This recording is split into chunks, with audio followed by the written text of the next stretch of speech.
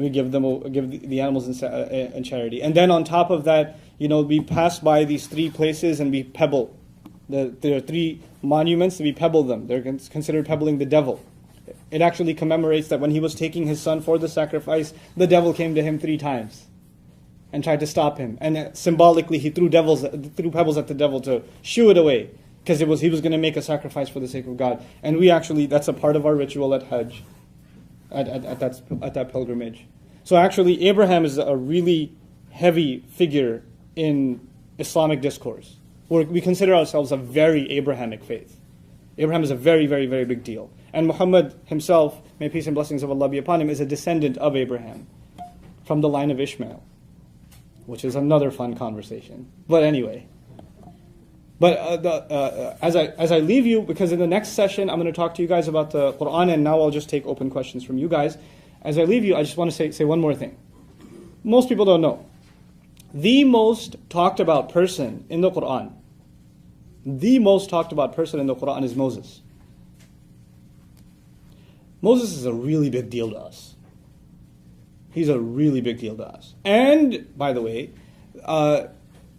far more, and Muhammad, by the way, by name, is only mentioned 4 times in the whole book.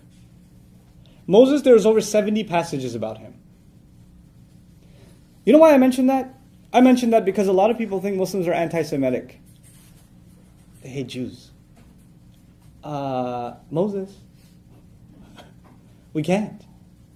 The phrase sons of Israel, Israel, we believe is a prophet. His other name is Yaqub, Jacob. He's a revered figure. The word itself, Bani Israel, sons of Israel, is a respected term in the Quran. He criticizes some among them for their behavior. That doesn't give anybody license to be anti-Semitic. And this is even a conversation with the Muslims in the audience who don't understand their book properly sometimes.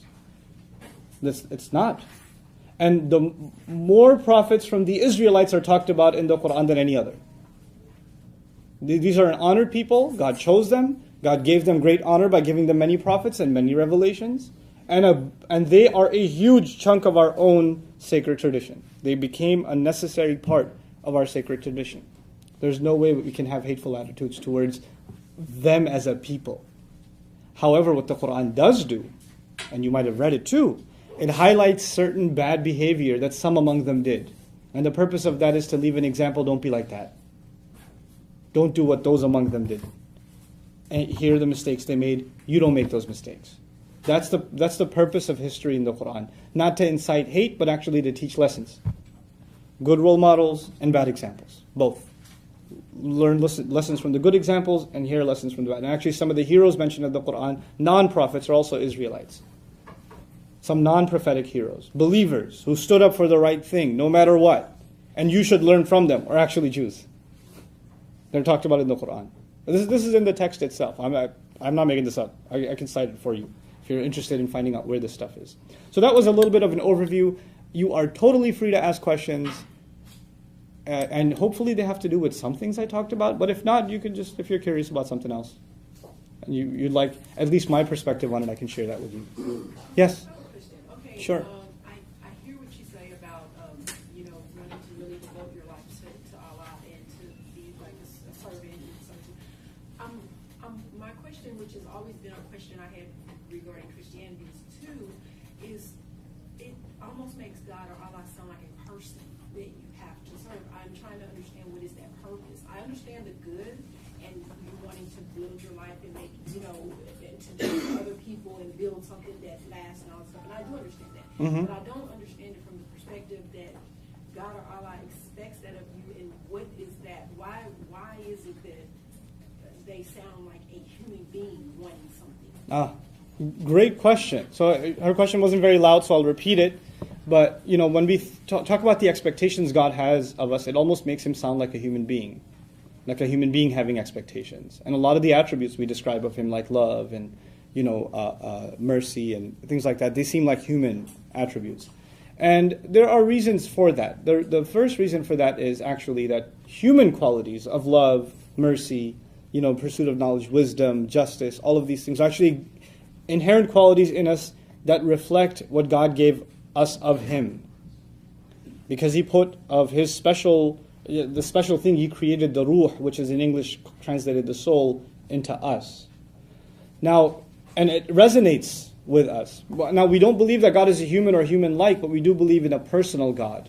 In other words, a God that speaks to us, a God that loves, a God that wants, a God that even hates. He hates certain things. You know, the Prophet would tell us He likes 3 things, He hates 3 things.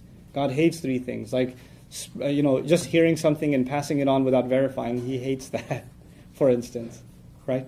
So there is that personal relationship. It's not a philosophical entity of some kind of divine being or unique, powerful being that's machine-like or, apersonal. It is a personal God that, in fact, we believe in.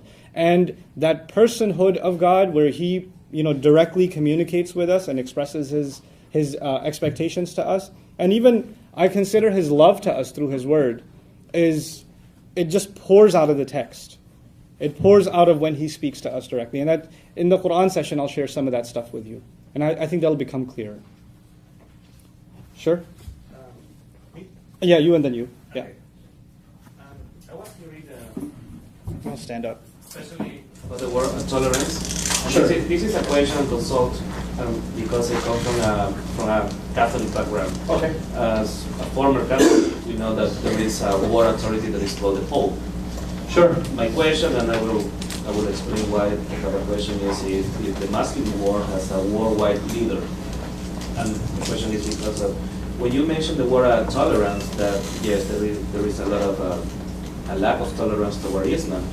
When I hear the news and when I read the news and I hear, in this case, Muslim people behaving a certain way in some countries in Africa, behaving in a certain way in sometimes in the Middle East, and acting intolerant with other people from the same country who have different faiths. I mean, who is leading them? You know what I mean? It's not, of course, it's not a situation, a problem. It's a situation that happened before in the Christian world, especially in the Middle Ages. Right. Intolerance towards other groups of people. Sure. My question: why is this happening?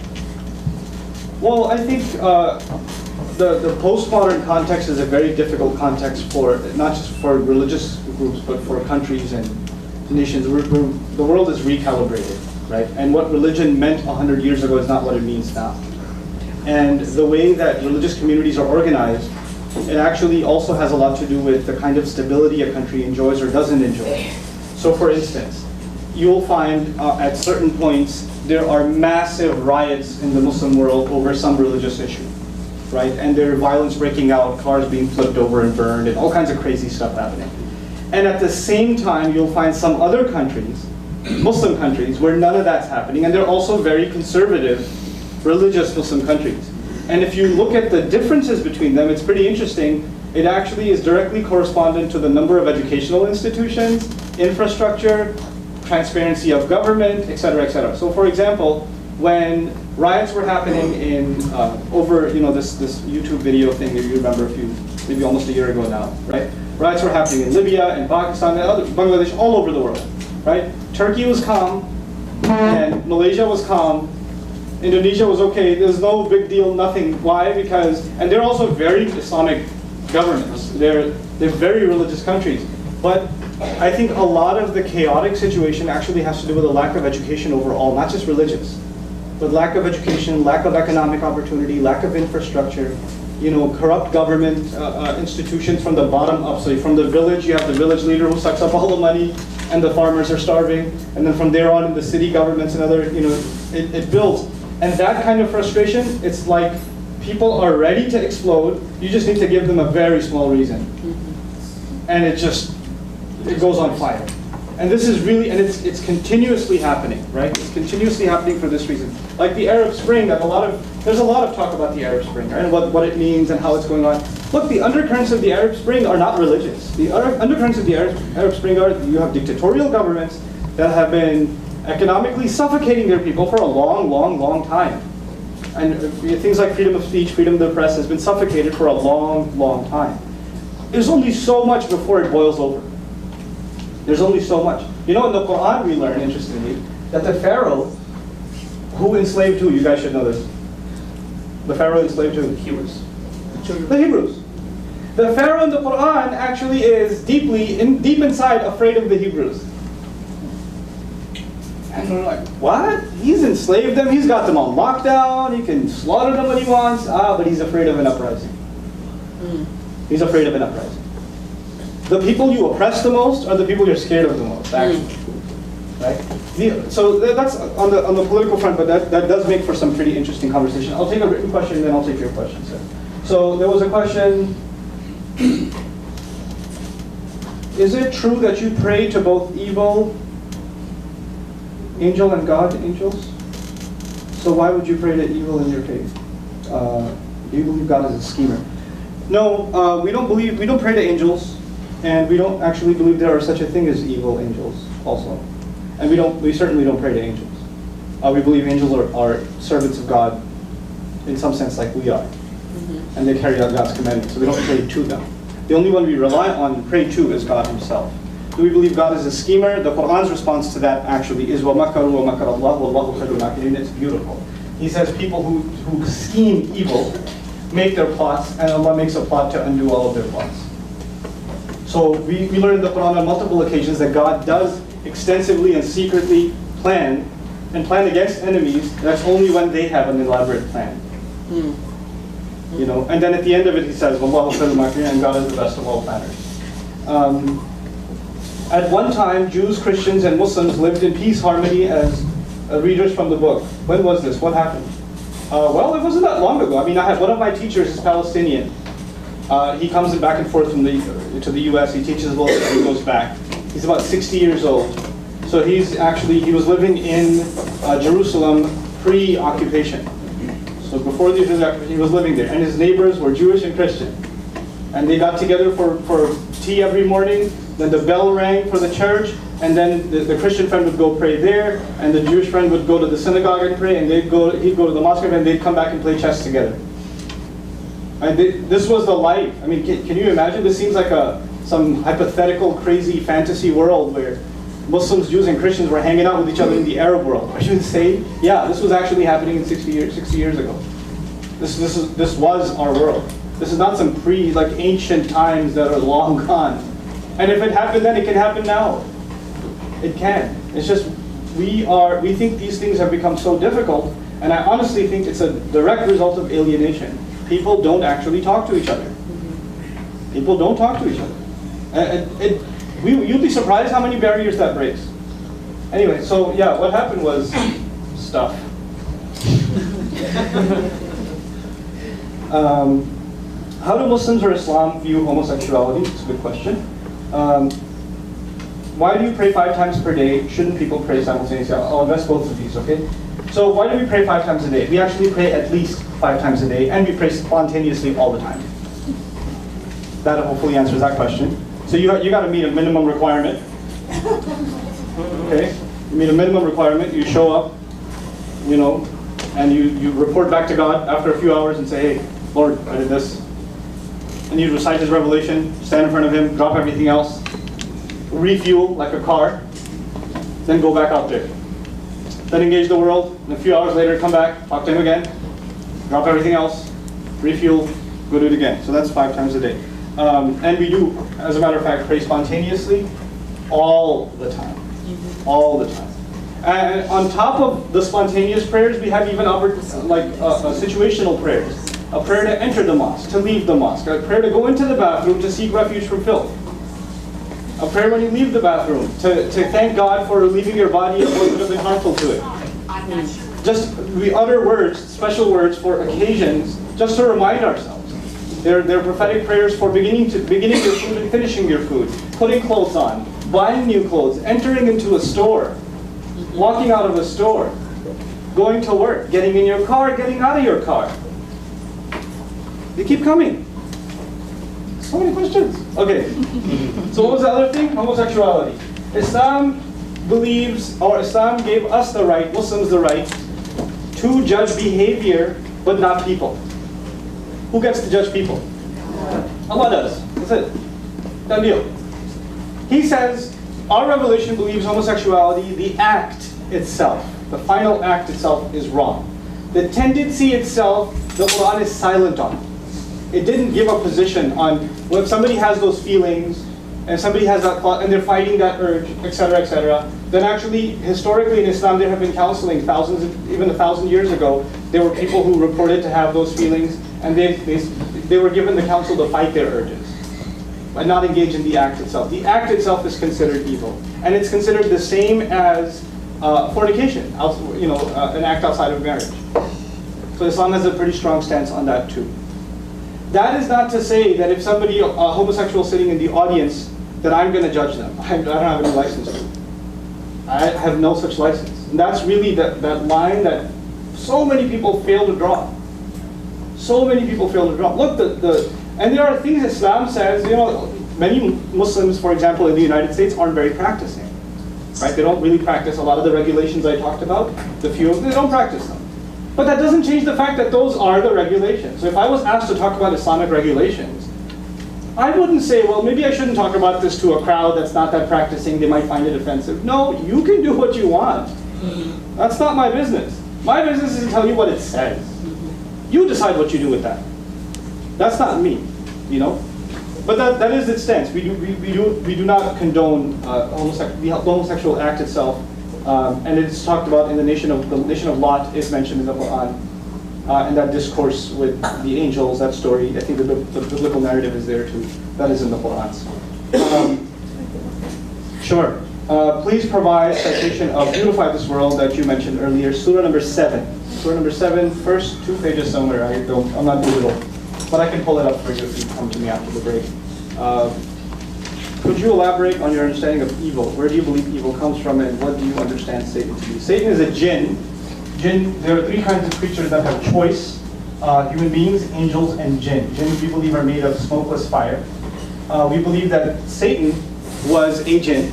The difference between angels and the rest is that angels obey God unconditionally. They are creatures of light, and they obey God unconditionally. Satan was originally a jinn who believed in God and worshipped him in our tradition, and worshipped him so much willingly that he was even given a rank above angels. So he commanded an army of angels, even though he himself wasn't one. Then finally, the fateful day comes. Adam is created. The soul is blown into him. The angels are commanded to prostrate. He refuses. And he refuses in our creed because kana min al-jinn, he was from among the jinn, not among the angels. And so he made the choice to disobey. Now he then, from then on, commands an army of 2. An army of jinns. Not all. Some jinns are Muslims. Some jinns accept the faith, because they are creatures of choice also. And an army of people who don't even know he's controlling them. So he's got 2 that work with him, that are both talked about in the Quran. We believe that about evil, it's not something that's talked about in the Quran as a separate entity. But we do say, وَالشَّرُّ لَيْسَ إِلَيْكَ. We don't attribute evil to God ever. In the next session, I'll talk to you about how the Quran talks about evil, and I think it will highlight our stance on evil a lot better. I talked about the good things as well. That's good. Is your God, Allah, considered a loving God? You can answer that for me? Can you answer that for me? Yes. Why? Where do you get that from? Because from the word I gave you in your notes that one of you wrote down. What was that word? Ilah.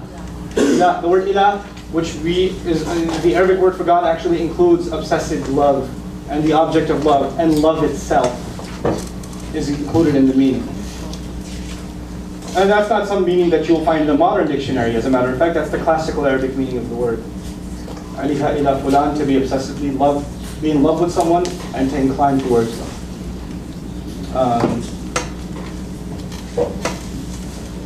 Is your God considered a loving God or a mean, angry God, as in he punishes people for their sins? One of my favorite quotes from the Quran. Oh, you're going to love this one. I don't know if you're going to love this one. I love this one. مَا يَفْعَلُ اللَّهُ بِعَذَابِكُمْ. He says, what's God going to get out of punishing you anyway? I love that one. Another place he says, إِلَّا مَنْ رَحِمَ رَبُّكَ وَلِذَلِكَ خَلَقَهُم. The ones, except he's talking about people that were obsessively disobedient and rebellion against him, and he goes, that his justice might come to them, except the ones who he shows love and mercy to. وَلِذَلِكَ خَلَقَهُم means, and that is why he created them to begin with. In other words, he created them to show them love. The purpose of human beings, one of their purposes, on the one hand, turn to me in slavery, on the other, so I can show you love and mercy. It's the function. You know, God is not out to destroy people, or to throw them in hell and fill hellfire with them, and you know, this fire needs some fuel. It's not like that. One of the my favorite traditions of the Prophet, oh, this one's awesome. We believe heaven has levels. 7 heavens. Okay, there are 7 levels of paradise, of heaven. So when people go to heaven, good people, economy class heaven, then there's like deluxe, premium, and there's the elite, golden package, platinum, whatever, There's the 7th heaven. And the Prophet would describe the distance between the first and the 2nd heaven is like the distance between the earth and the stars. So they're far ways apart, right? And of course you would imagine the highest kind of heaven would be for what kind of people? Like super awesome people, in other words, not myself. Like these must be some really, really good people that are up in where? The 7th heaven, the highest heaven there is. The Prophet tells us that God built a house in the 7th heaven for every human being on this earth. He built a house on the 7th heaven for every human being since Adam. Some people didn't want to go. Some people just refused. The house is waiting though. You know what that tells you? What that tells you is God has an expectation that you'll make it. He's already signed you on, not signed you off. You know how some teachers write you off? Sometimes parents write their kids off. He's not written us off. You don't build a house for someone if you don't expect them to show up. He built it. It's waiting. It's waiting.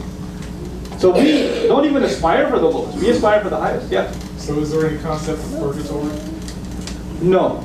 But there's a temporary place on Judgment Day called Ashabul A'raf, the heights. It's called. The 7th chapter begins with that. It's a brief reference to that, which means on Judgment Day there are people whose deeds are weighed and their forgiveness and all of that, and some people end up exactly at middle.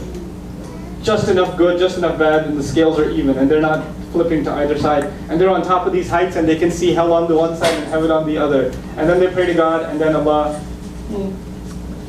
heaven. Yeah. Going back to the question that someone asked about with angels and archangels, you said, I don't quite know what you said that prompted me to think of it, but then you said you believe Satan is a jinn. That's right. And commands other jinns. Right. So angels are good beings of light that obey God's every command. That's right. Do you not believe, I guess you would say, like in demons, or are the jinns? The closest thing to demons bad? would be jinns. So they're kind of like, would you believe, or would you say they're like bad, unseen things that can move in our lives? Sure. Sure. Jinns. Yeah. Okay, Sure. so We also believe that they don't have power over us. We believe they can take control. They can, but if we grant them that. Exactly. And we also believe that people who resort to like trinkets and like symbols and turn to other things for protection. Like people put some things around their neck, amulets, what that does is this is exactly what they want. They want you to look for protection in something other than the unseen God himself. That's what we believe. So it's when you seek his refuge, you're safe. When you start seeking refuge in anything else, any object, once I put this scarf on, I'll be okay, or once I pour this on myself, I'll be fine, etc., etc., then you've attributed protection to something other than God. And that's what they wanted to begin with. That's what they wanted, yeah. So I have, in my home above the door, I have a crucifix with the corpus on it. That was my great-grandmother. She was Catholic and she used it. I don't pray to that when I pray, but I mean, I'm not attributing any power to that. It's just a reminder to me. So that goes back to the intention, doesn't it? When something's a reminder, it's just a reminder. When something's there and you look at it and you say, thank God it's there, it's protecting the house, then it's a problem. So it's a matter of, two people could be doing the same exact thing, but their intentions are what changes everything, right? So and our faith, by the way, intentions are everything. إِنَّمَا الْأَعْمَالُ بِالنِّيَّاتِ. all matters, all things you do are based on the intentions you carry them with. Nothing else has value but the intention behind it. And we'll let that be the final word as we break for lunch. Thank you so much, Ustaz Nouman.